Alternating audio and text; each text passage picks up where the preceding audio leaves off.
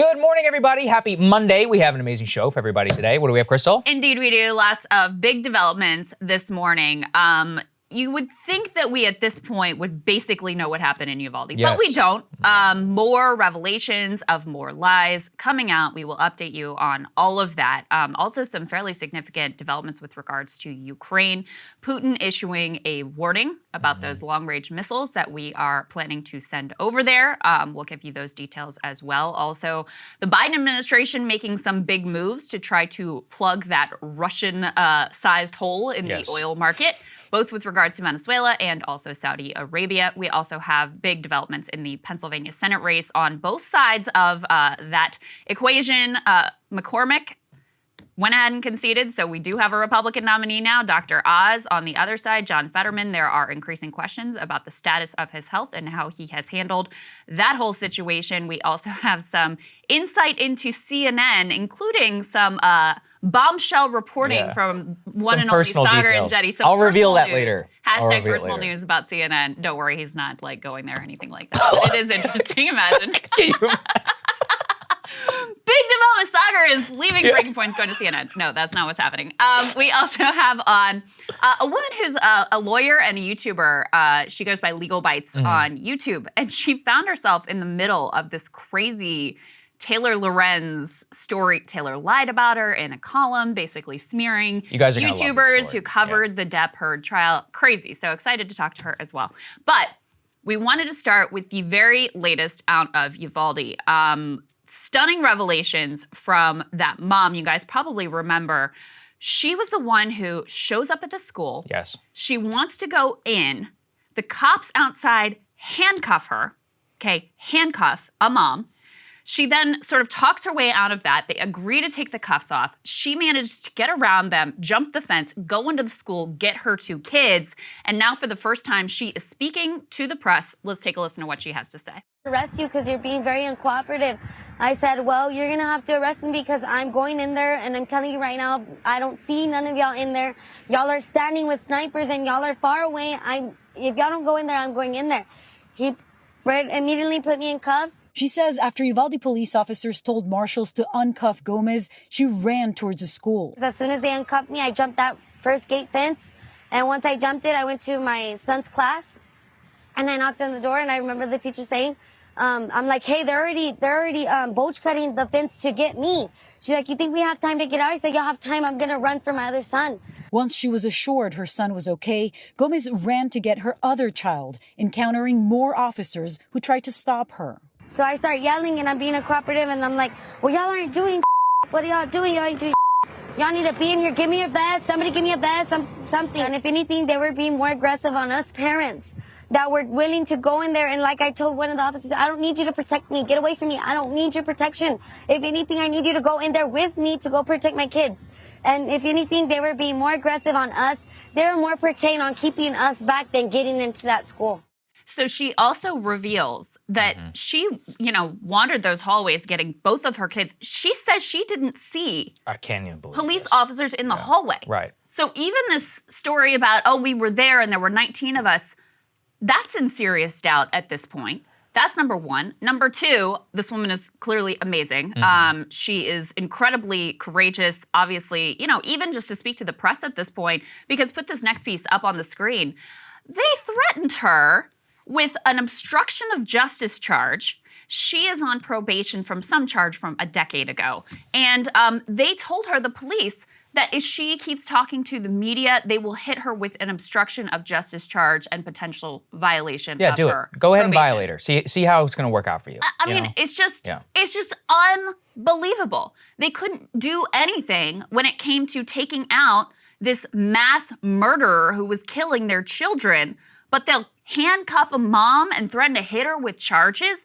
Disgusting. And by the way, one other note on this mom, those of you who are watching can see in the background, she's kind of like in a field there and there's equipment moving around. She's actually a farm worker. She had come straight from work to her kids for the sort of end of the year school ceremony. She said she originally didn't want to take a picture with them because she was all dirty and dusty from the field, but they insisted. She has this photo of her with her kids that morning. And then she'd gone back to work when she heard this was all happening and, sped back to the school. But it's just unbelievable how they seem to have literally lied about every single thing that happened on that day. Yeah, and the cover up here is just unbelievable whenever you consider not only they threatened her, they're in full-fledged hiding. Let's put this up there on the screen. You know, reporters down in Texas are continuing to try and get interviews with that guy, Pete Arredondo, who was the Uvalde CISD police chief who made the call not to go in. And now City Hall is locking its doors during business hours,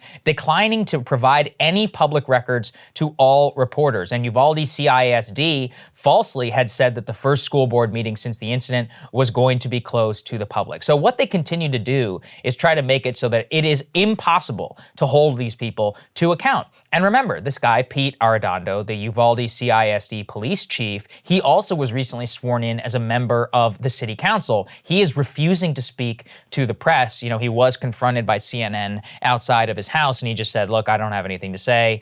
In terms of his communication, Krystal, with the Texas Department of Public Safety and the FBI, they say he's been uncooperative, or they've said we've had some communication, which to me reads like, yeah, he's talking through his lawyer. I mean, he's in hiding, and he's even apparently Uvalde PD has called in other cops in the area to protect them. So they want protection that they weren't willing to give, you know, to these children. And I think that what shines through out of all of this is that the people of Uvalde are furious. Yes. Not just the mom, but, you know, quoted in almost every story are people who are nearby or who are residents of the town. And they say straight up, these people are cowards. They call them absolute cowards. They think that this guy, Pete Arredondo, needs to go. He's trying to wait this out. He wants you all to forget that this ever happened and to try and get absorbed into a meta conversation about gun control. And we're going to talk about that, you know, later on in this block. But let's stay focused still on the incident. Yeah, there's a lot that's come out too about how there was a lot of public mistrust of this police force even before this incident. There are people quoted who said, you know, basically you call with some sort of disturbance, you want help, they're not reliable in terms of showing up. So there was already mistrust here.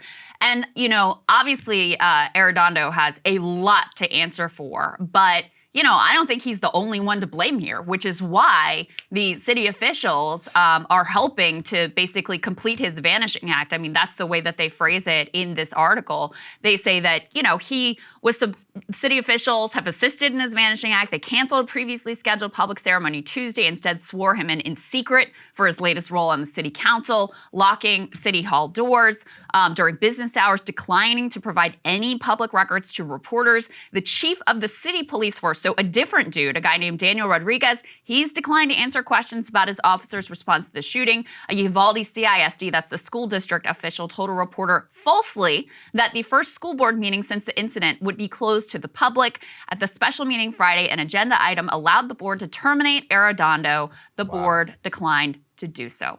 So are the largest number of questions for this guy, Arredondo, who's in total hiding? Yes. Are there many more questions to go around for everybody who stood by? I mean, we still are not getting a straight answer here about what unfolded on this day, who is culpable, who made the decisions, and what this all looked like. Because it also, another question that's been raised is why he maintained control of the situation as, like, you know, the top dog in charge of the response when the local police force responds and they had more experience dealing with these sort of mass shooting incidents. Why didn't they take command? So still a lot of questions here. We also have another eyewitness account to add another piece to the puzzle of what actually happened, since we clearly cannot get a single straight answer for anyone who was supposedly in charge. Go ahead and put this next piece up on the screen. This is from a man who works as a funeral attendant at that funeral parlor that is across the street from the school. He says he encountered the gunman and tried to go after the shooter, but he was held back again by police. The account he tells is really chilling here. He saw the murderer crash his truck in that ditch. He goes over, you know, saying, "Hey, man, are you okay?"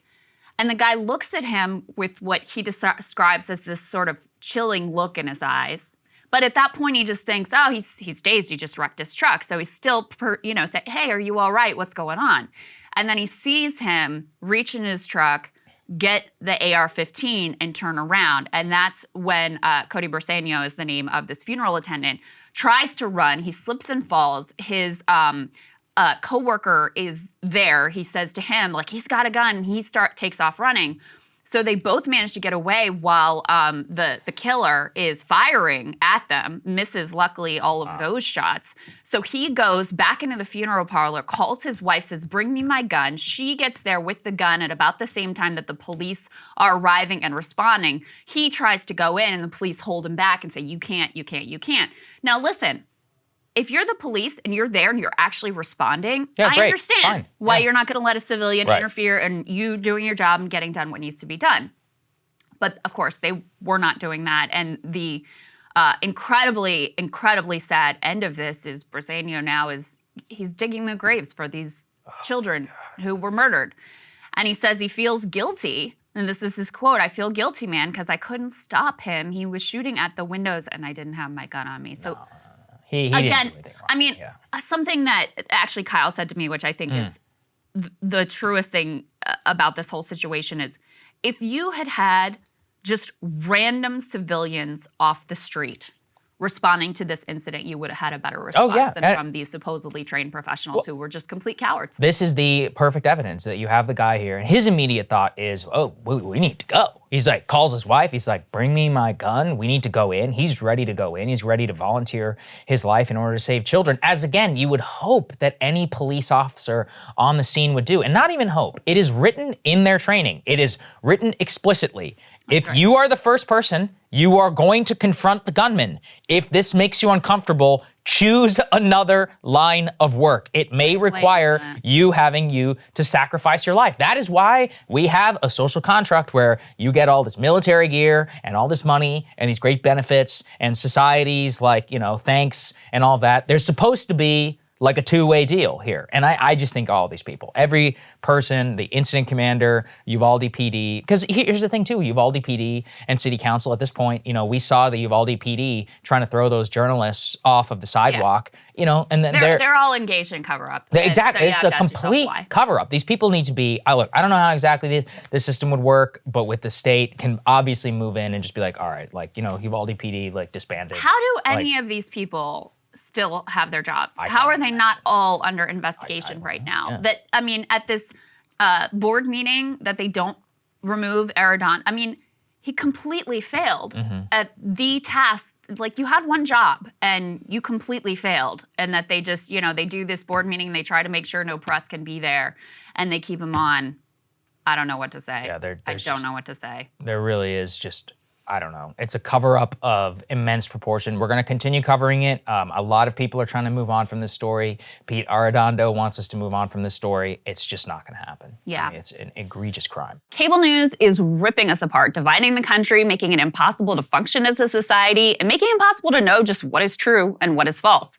But the good news is they are failing and they know it. That is why we're building something new, a new mainstream, a healthier one, something more trustworthy, something that we are going to need in one of the most pivotal times in American history. We are building up here for the midterms, for the upcoming presidential election, but we need your help. So if you can help us out by becoming a premium member today at breakingpoints.com, we're trying to change America for the better and the entire world. So what are you waiting for, guys? Go to breakingpoints.com and sign up and help us build a new mainstream.